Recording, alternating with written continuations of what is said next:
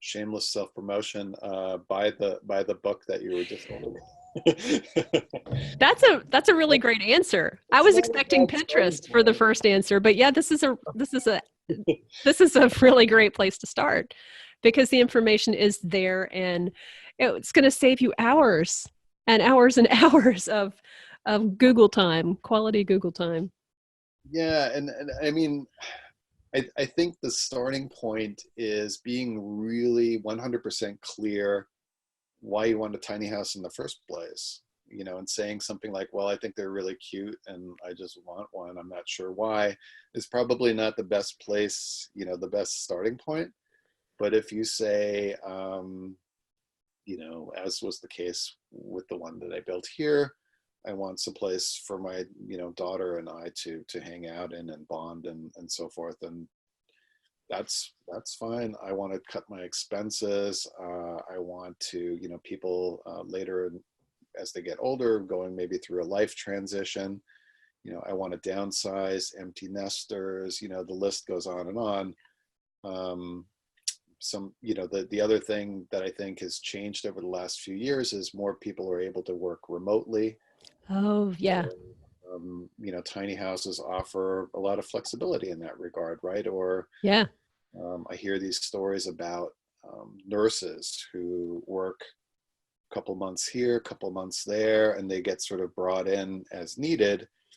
And, having a house on wheels might be the Ideal. perfect solution for that Yeah. type of scenario, right? So Mhm. I think again, it comes down to like very personal reasons. But I guess I would just say, like, be clear as to, what they are and why a tiny house makes sense for you. Um, and then educate yourself on it and see whether or not you feel up to building one yourself, whether you want somebody to build it for you.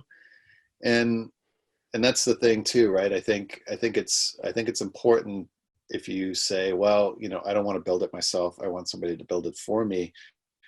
You still really have to have a good grasp on everything that's involved, because if you don't, the builder will make decisions for you and on your behalf that may not be in your best interest.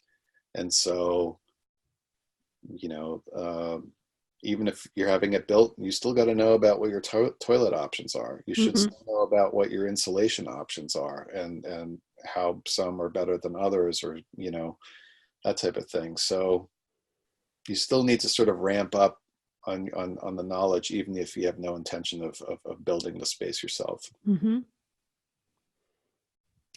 So, if you want to make some decisions about your electricity for your tiny house, do you have a chapter on electricity in the book?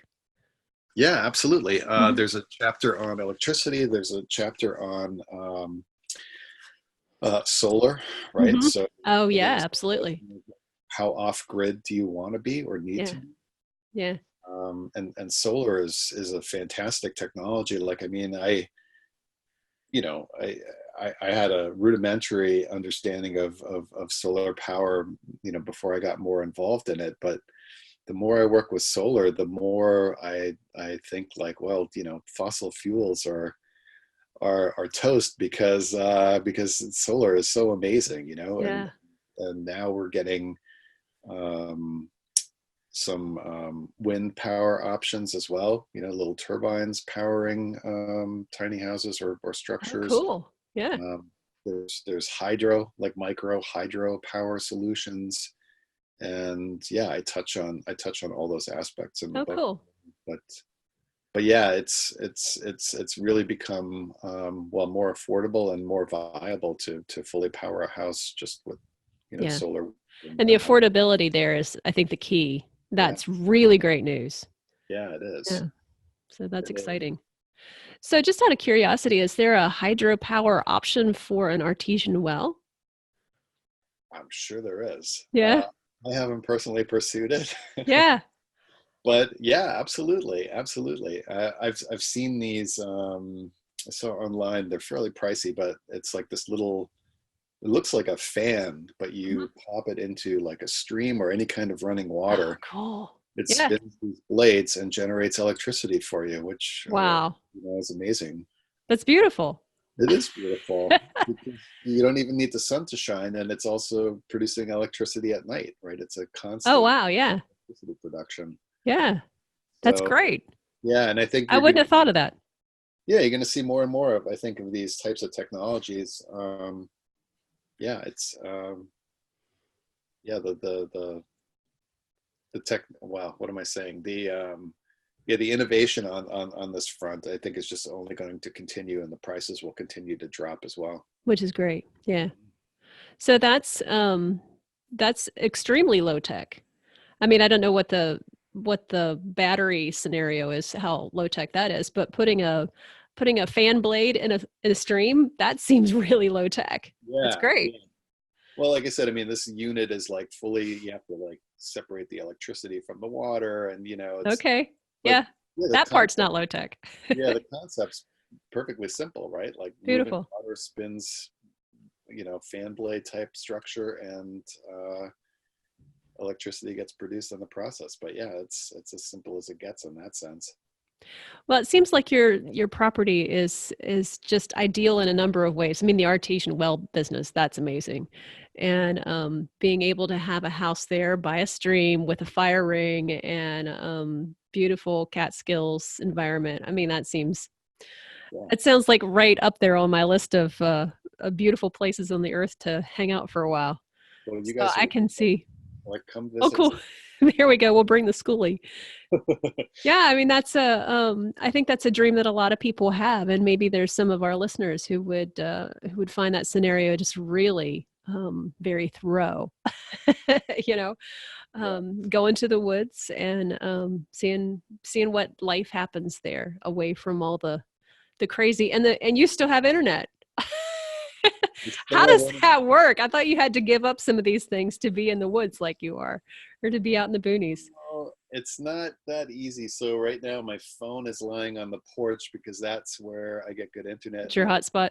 use my phone hotspot. Mm-hmm. Yeah, Yeah. so make it work. But yeah, no, there's plenty of places near here where there's no cell phone reception. It Mm-hmm. wouldn't be the worst thing in the world Yeah. either. That's the truth. But yes, it's good for our purposes today. Yeah, that's great. Tell me about your next book. I think that's fantastic. Same publisher? Same publisher. Yeah. The current book is kind of is not a hands-on book, right? It's more Okay.